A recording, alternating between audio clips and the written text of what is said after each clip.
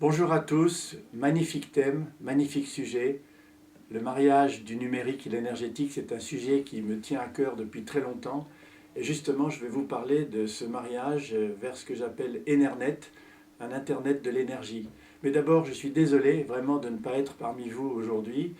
Comme certains d'entre vous le savent, j'ai été appelé à accompagner le Premier ministre de l'île Maurice, dont je suis le conseiller pour le projet Maurice Île Durable à Davos, au World Economic Forum, exactement en même temps que ce colloque. Et je regrette beaucoup de ne pas être parmi vous. Mais je vais essayer de vous dire un peu ce que je pense de ce thème qui me passionne, qui fait l'objet aussi de pas mal de chapitres dans mon dernier livre, Surfer la vie, dont vous trouverez les résumés sur surferlavie.com en un seul mot. Donc, qu'est-ce que j'essaye de dire et qu'est-ce que j'essaye de proposer pour le futur? D'abord, je pense que la révolution Enernet, c'est en fait une révolution de plusieurs combinaisons.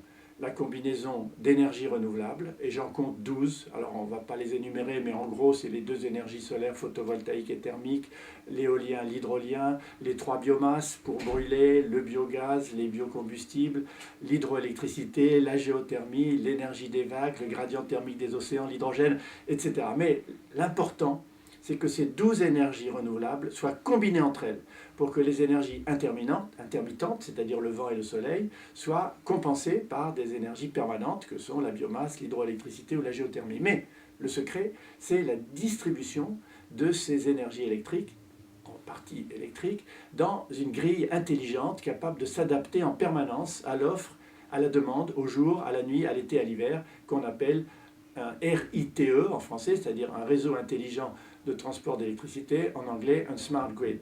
Ça, c'est fondamental et c'est ça qui va effectivement tout changer. Pourquoi?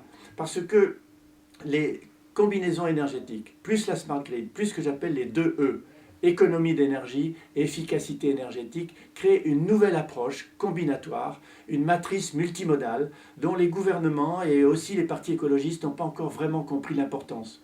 On raisonne en termes analytiques, on raisonne en termes de filières séparées, compétitives les unes avec les autres, alors qu'il faut raisonner en termes de combinaison énergétique et de distribution par ce catalyseur de l'énergie distribuée intelligemment qui est la smart grid. Alors je voudrais expliquer un peu comment on en est arrivé là, parce que l'analogie avec Internet est très intéressante. Tout le monde reconnaît qu'Internet est une extraordinaire révolution. Pourquoi? En raison de l'interactivité, en raison de l'écosystème informationnel qu'Internet a créé. Mais ce n'était pas toujours comme ça. Au début, Internet est parti des réseaux de télécommunications qui permettaient aux gens de se téléphoner. On appelait ça point to point, de point à point. On fait un numéro de téléphone, ça sonne sur un autre téléphone et on se parle. Mais grâce au protocole TCP/IP, à Vinton Cerf, à Paul Baran, à Marc Andreessen, etc., on a créé le TCP/IP, c'est-à-dire le protocole qui a rendu Internet interactif et qui a permis, après le Web 1.0, le Web 2.0, auquel nous sommes tous les pronétaires, ceux qui sont pour et sur Internet, les pronétaires des participants. Révolution. Mais pour le système énergétique, on en était encore au réseau RTE, passif, réseau de transport d'électricité, qui fait que transporter d'une centrale nucléaire en France ou d'une centrale à charbon en Chine vers le compteur de la personne qui utilise l'électricité, il paye et on s'occupe du reste. Eh bien, c'est en train de changer comme pour Internet, avec un protocole qui s'appelle G3-PLC, un standard depuis 2 ans, mondial, qui permet de mettre des capteurs sur le réseau passif et de le rendre actif, interactif, adaptatif et intelligent. En quelque sorte, ce réseau s'adapte un peu comme le corps humain. Il s'adapte comme le corps vivant qui stocke de l'énergie par la nutrition, l'accumule, l'utilise quand on en a besoin de bouger, comme moi en ce moment, et qui en même temps s'adapte à l'offre du corps et à la demande du corps. Donc cette Enernet a déjà et va avoir des conséquences fondamentales. N'oublions pas que le mariage du numérique et de l'énergétique, qui est en fait un des grands thèmes de votre colloque, va être plus révolutionnaire encore pour la société que l'Internet lui-même. Pourquoi, comment? D'abord, comme première conséquence, on va vers ce que j'appelle une désintermédiation. Les gens vont désintermédier les grandes pyramides de fourniture d'énergie que sont le fossile en général et le nucléaire en France et dans certains autres pays. Pourquoi? Parce que dès le moment où on va avoir, et les architectes y travaillent beaucoup, des bâtiments à énergie positive, c'est-à-dire des immeubles, des quartiers de ville, des villes entières, qui fabriquent plus d'énergie avec les énergies renouvelables qu'elles en consomment, à ce moment-là, qui dit plus d'énergie qu'on consomme égale partage. On rentre dans ce que j'appelle la société fluide dans mon livre. la société du du crowd, la société du partage. Et le réseau intelligent, la smart grid, est absolument idéal pour ça. Donc, première conséquence, désintermédiation. Deuxième conséquence fondamentale sur un plan sociétal, la démocratie énergétique. Aujourd'hui, nous sommes dominés par ces grands pouvoirs monopolistiques que sont le pouvoir des énergies fossiles et le pouvoir des énergies nucléaires. Mais là, avec le partage, avec la smart grid, avec la production de nos bâtiments personnels ou de nos appartements à énergie positive, on va pouvoir partager. Donc, démocratie énergétique, absolument fondamentale. Autre conséquence, la fin de la domotique. Vous vous souvenez, on appelait la domotique la maison intelligente, la smart home. Chacun avait sa norme, chacun avait son standard. Mais non, avec le TCP/IP, la webcam et la Wi-Fi, la maison va devenir smart home intelligente, connectée à la smart grid, et on va pouvoir échanger de l'énergie par sa maison. Prenez l'exemple des voitures électriques. Les voitures électriques sont, pour moi, et seront des batteries sociétales mobiles. Je répète, des batteries sociétales mobiles. C'est-à-dire qu'une voiture reste à peu près 95% de son temps en stationnement, dans un garage, mais une voiture électrique stocke 10 kWh d'électricité. En France, par exemple, on prévoit 1 million de voitures électriques en 2020. Eh bien, 1 million multiplié par 10 kWh, ça fait 10 gigawatts de stockage. Ça correspond à 10 réacteurs nucléaires. Or, la voiture, par le processus qu'on appelle V2G, Vehicle to Grid, peut revendre de l'électricité à la grid. Donc, contrairement à ce qu'on nous dit, dans la smart grid, il y a des quantités de moyens de stockage décentralisés. Une éolienne peut pomper de l'eau dans un réservoir qu'on réutilise ensuite dans une turbine hydroélectrique. On peut conserver du solaire en conserve dans l'hydrogène. On fait en Corse, dans le projet MIRT, 10 000 m² de panneaux solaires permettent de fabriquer l'électricité pour faire l'électrolyse de l'eau. On fabrique de l'hydrogène, on le stocke la nuit, et grâce à la pile à combustible, on fabrique de l'électricité pour 3500 foyers. Donc voilà, combinaison énergétique, stockage énergétique. Donc la domotique va être révolutionnée par la capacité d'échanger de l'énergie.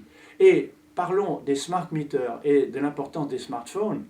Les smart meters, c'est des compteurs intelligents qui communiquent avec votre smartphone. À ce moment-là, vous savez ce que vous consommez. Vous pouvez gérer votre consommation énergétique.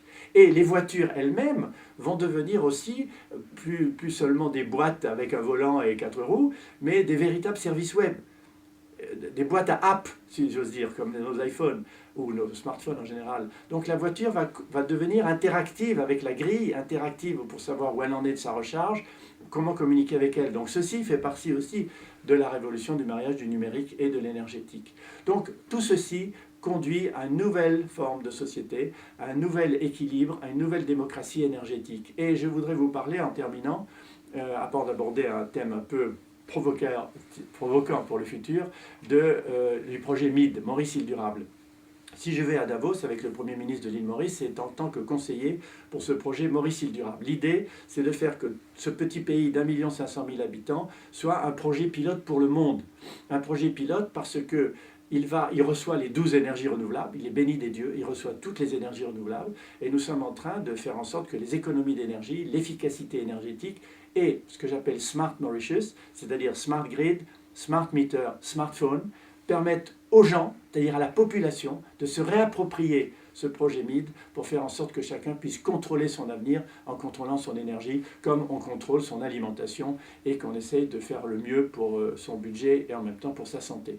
Donc voilà la révolution qui est en train de se dessiner. L'île Maurice peut être un projet pilote pour le monde. Renseignez-vous, googlez projet MID île Maurice, vous allez voir déjà tout ce que l'on a fait. J'ai réussi à faire passer une loi qui permet aux petits producteurs d'énergie, ça s'appelle les Small Independent Power Producers, de produire eux-mêmes leur propre électricité et de la revendre au gouvernement, la Central Electricity Board. Donc des changements en cours. On va montrer que si Maurice réussit, le monde peut réussir. Dernier point, dans la fusion du numérique et de l'énergétique, dans la fusion du numérique et du matériel, dans la fusion du numérique et du biologique. On vient de parler de la fusion d'énergétique et du numérique. Je n'ai pas parlé, mais ce n'est pas le sujet, mais je le dis quand même.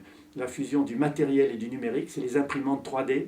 Avec des imprimantes 3D, on va révolutionner l'industrie.